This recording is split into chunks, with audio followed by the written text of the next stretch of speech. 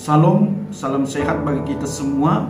Saya akan menyampaikan kebenaran firman Tuhan yang tertulis di dalam Yeremia pasal 29 ayat 11. Sebelum saya membacakan firman Tuhan dan menyampaikan firman Tuhan, mari kita bersatu dalam doa.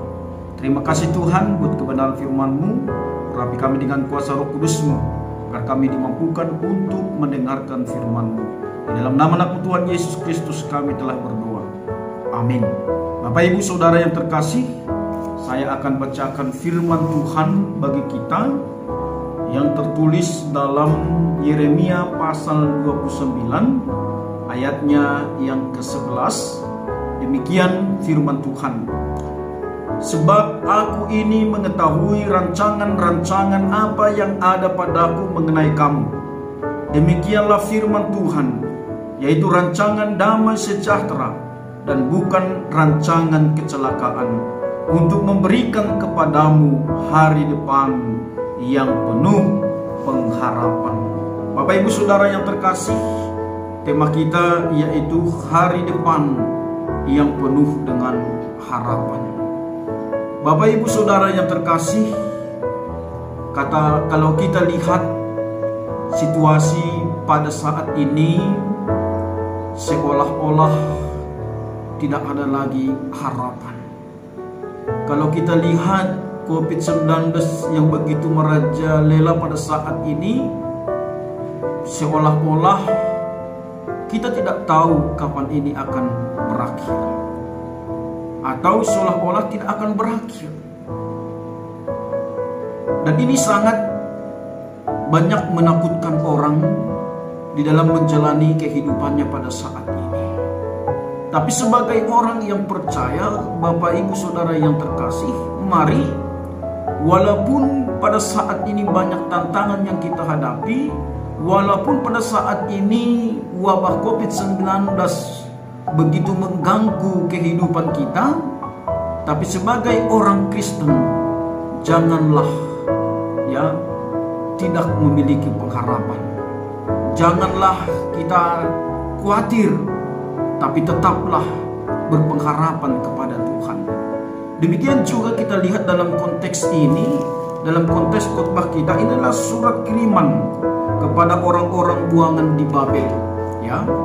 Bangsa Yehuda yang sedang ditawan di bawah Babel, mereka juga seolah-olah merasakan bahwa mereka tidak akan lagi keluar daripada tawanan Babel. Kenapa? Sudah bertahun-tahun mereka di dalam pembuangan. Tapi kita lihat, walaupun mereka dalam pembuangan, bukan berarti Tuhan tidak peduli bagi mereka, bukan berarti Tuhan tidak berkuasa untuk melepaskan mereka. Tapi tujuan Tuhan adalah satu, agar bangsa itu supaya mereka mau kembali kepada Tuhan serta mengandalkan Tuhan dalam kehidupan mereka.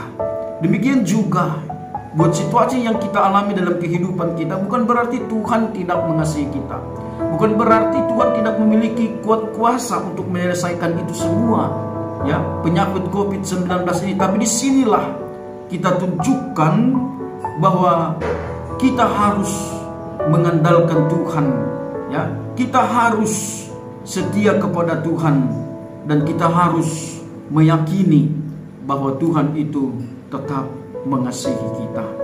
Maka saudara yang terkasih dalam Tuhan Yesus Kristus, bagi setiap orang percaya kepada Tuhan, selalu ada rencana Tuhan yang indah. Rencana Tuhan yang indah, rencana Tuhan yang selalu baik, bahkan yang terbaik untuk kita. Maka dengan pemahaman itulah sehingga kita selalu memiliki pengharapan. Walaupun banyak tantangan yang kita hadapi, kita yakini, kita sebagai orang percaya, rencana Tuhan adalah rencana damai sejahtera. Sehingga kita harus memiliki pengharapan di dalam Tuhan, beriman bahwa Tuhan pasti memberkati kehidupan kita. Berkat di sini maksudnya adalah memberikan kekuatan bagi kita, agar kita memiliki kekuatan untuk menghadapi persoalan-persoalan yang sulit, wabah COVID-19 yang kita hadapi pada saat ini.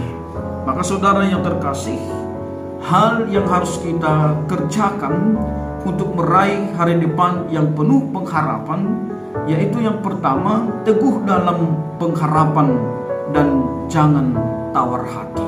Ya, mari, ya, jangan pernah ragu, teguhlah dalam pengharapan, jangan berputus asa, dan jangan tawar hati.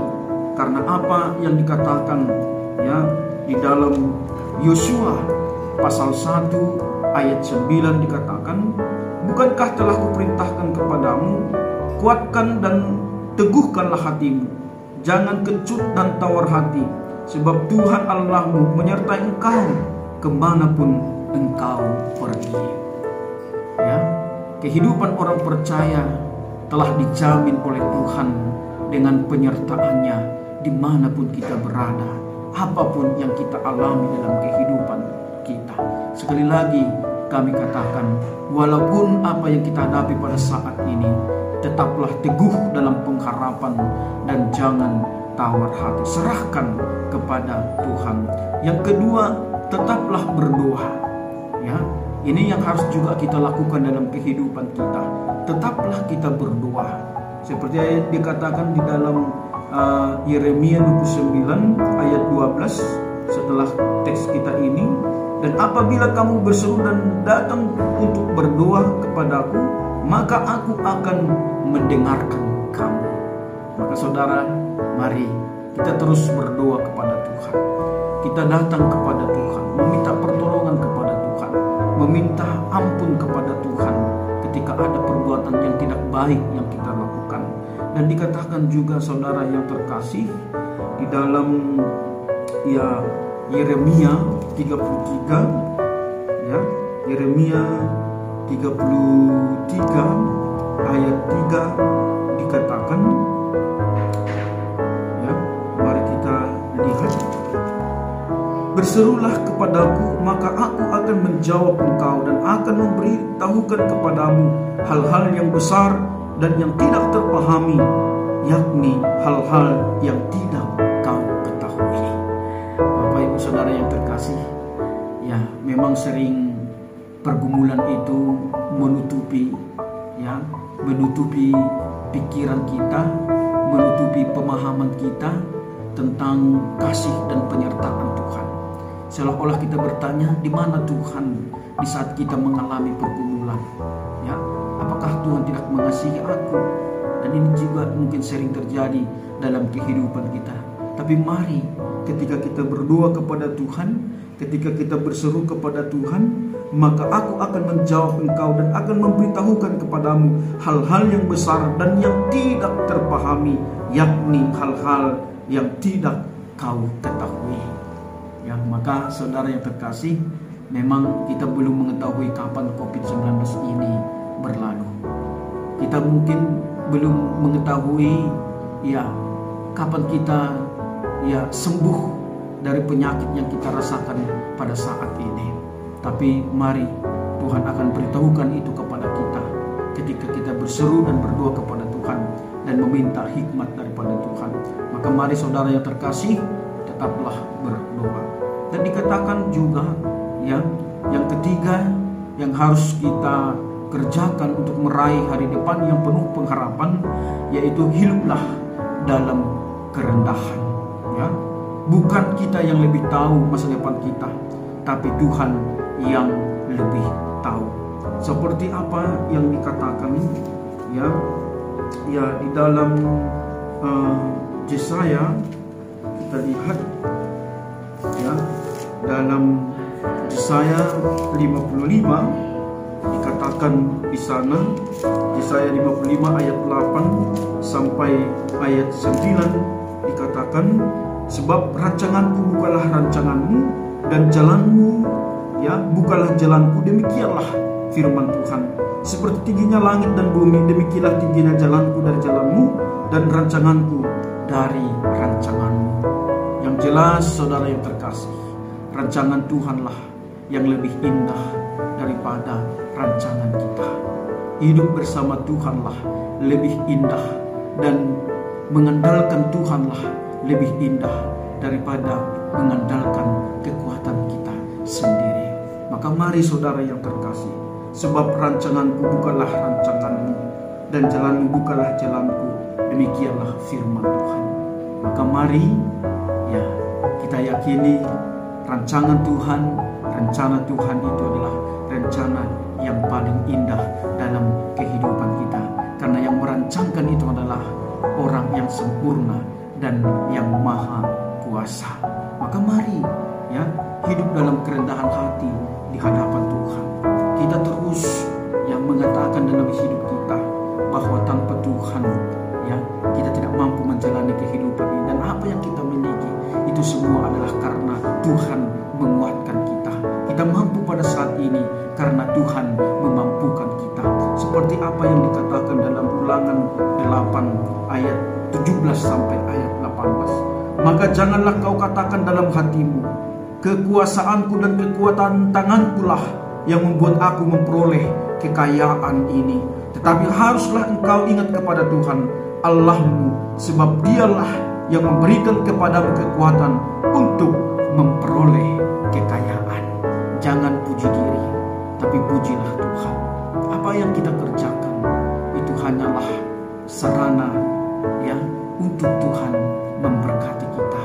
Maka ketika kita memiliki kekayaan, ketika kita memiliki kelimpahan, ketika kita mengalami kesuksesan, ketika kita dalam saat ini dalam penuh dengan kesehatan, ya mari semua itu bukan karena kekuatan kita, tapi ingat itu semua adalah karena Tuhan. Saya bacakan sekali lagi. Maka janganlah kau katakan dalam hatimu, kekuasaanku dan kekuatan tanganku lah yang membuat aku memperoleh kekayaan ini. Tapi haruslah engkau ingat kepada Tuhan Allahmu, sebab dialah yang memberikan kepadamu kekuatan untuk memperoleh kekayaan ini. Segala sesuatu itu adalah karena kuat kuasa Tuhan, bukan karena kuat kuasa kita. Maka mari rendahkanlah ya hati kita, ya hiduplah dalam kerendahan di hadapan Tuhan, sehingga kita terus mengandalkan Tuhan dalam hidup ini. Maka saudara yang terkasih dalam Tuhan Yesus Kristus, marilah kita tetap kokoh, tetap maju dan hidup dalam kerendahan hati di hadapan Tuhan. Maka kita akan meraih hari depan yang penuh harapan.